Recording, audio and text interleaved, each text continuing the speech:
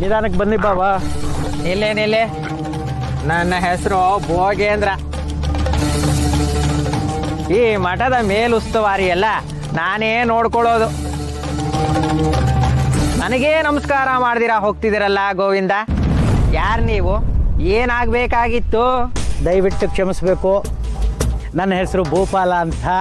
ಇವರು ನಮ್ಮ ಭಾವ ದಕ್ಷಿಣಾಮೂರ್ತಿಗಳು. ಈ ಊರಿಗೆ ಭಾರಿ ದೊಡ್ಡ ಶ್ರೀಮಂತರು. ನಮಸ್ಕಾರ. ನಾವು ಗುರುಗಳನ್ನ ನೋಡ್ಬೇಕು. ನನ್ನ ಜಾತಕ ತೋರಿಸಿ ನನಗೆ ಮದುವೆ ಯೋಗ ಇದೆಯಾ ಇಲ್ವಾ ಅಂತ ಕೇಳಬೇಕು. ಏನೋ ಜಾತಕನ?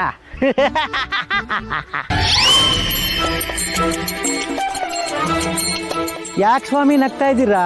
ನೀವು ಜಾತಕ ತಗೊಂಡು ಗುರುಗಳ ಹತ್ರ ಹೋದ್ರೆ ಹಾಂ, ನೀವು ಯಾವಾಗ ಸಾಯ್ತೀರಾ ಅಂತ ಗುರುಗಳು ದಿನಾಂಕ ಗಳಿಗೆ ಸಮೇತ ಹೇಳ್ತಾರೆ. ತಿಥಿ ಮಾಡೋ ಗಳಿಗೆನೋ ಗುರುತು ಹಾಕೊಡ್ತಾರೆ. ಮತ್ತೆ ನನ್ನ ಮದುವೆ ಋಣ ತೀರಿ ಹೆಣ ಬಿದ್ಮೇಲೆ ಮದುವೆ ಎಲ್ಲಿಂದ ಆಗುತ್ತೆ ಗೋವಿಂದ? ಅಂದ್ರೆ ನನ್ನ ಮದುವೆ ಯೋಗ ಇಲ್ಲ ಅಂತೀರಾ? ನೋಡಿ, ನೀವು ಒಳಗಡೆ ಹೋದ್ರೆ ಗುರುಗಳು ನಿಮಗೆ ಬುದ್ಧಿ ಹೇಳಿ ಕಳಿಸ್ತಾರೆ. ಅದೇ ನಾನು ಮನಸ್ಸು ಮಾಡಿದ್ರೆ ನಿಮ್ಮ ಮದುವೆ ಮಾಡಿಸ್ತೀನಿ. ಈಗಾಗಲೇ ನಾನು 107 ಮದುವೆ ಮಾಡಿಸಿದ್ದೀನಿ. ನಿಮ್ಮದು ಒಂದು ಆಗ್ಬಿಟ್ರೆ 108 ಆಗತ್ತೆ. ಆಗ ಗುಡಿ ಮುಂದೆ 108 ಕಾಯಿನ ನೀವೇ ಹೊಡಿಬೋದು. ಹಾಗಾದ್ರೆ ನಾವೀಗ ಏನು ಮಾಡಬೇಕು ಸ್ವಾಮಿ? ನನ್ನ ಹತ್ರ ಒಂದು ಉಪಾಯ ಇದೆ.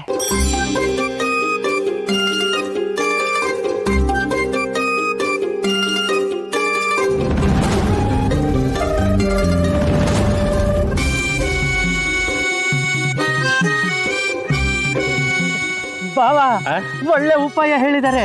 ಖಂಡಿತ ನಿಮ್ಮ ಮದುವೆ ಆಗೇ ಆಗುತ್ತೆ. ಹೌದಾ? ಬಹಳ ಸಂತೋಷ, ಬಹಳ ಸಂತೋಷ. ಗುರುಗಳ ಹತ್ರ ಹೋಗೋ ಅಗತ್ಯ ಇಲ್ವಾ? ಇಲ್ಲವೇ ಇಲ್ಲ. ಒಟ್ನಲ್ಲಿ ನನ್ನ ಮದುವೆ ಆದ್ರೆ ಸಾಕು. ನೀವು ನನಗೆ ಮದುವೆ ಮಾಡಿಸಿದ್ರೆ ನಿಮಗೆ ಕೋಟಿ ಜನ್ಮದ ಪುಣ್ಯ ಬರುತ್ತೆ. ಕೊಡಲಿ, ತಗೊಳ್ಳಿ, ಒಪ್ಪಿಸ್ಕೋಬೇಕು. ನಾನೇನು ಬರ್ತೀನಿ. ಹೋಗಿ ಬರ್ತೀವಿ ಸ್ವಾಮಿ. ಬಾ.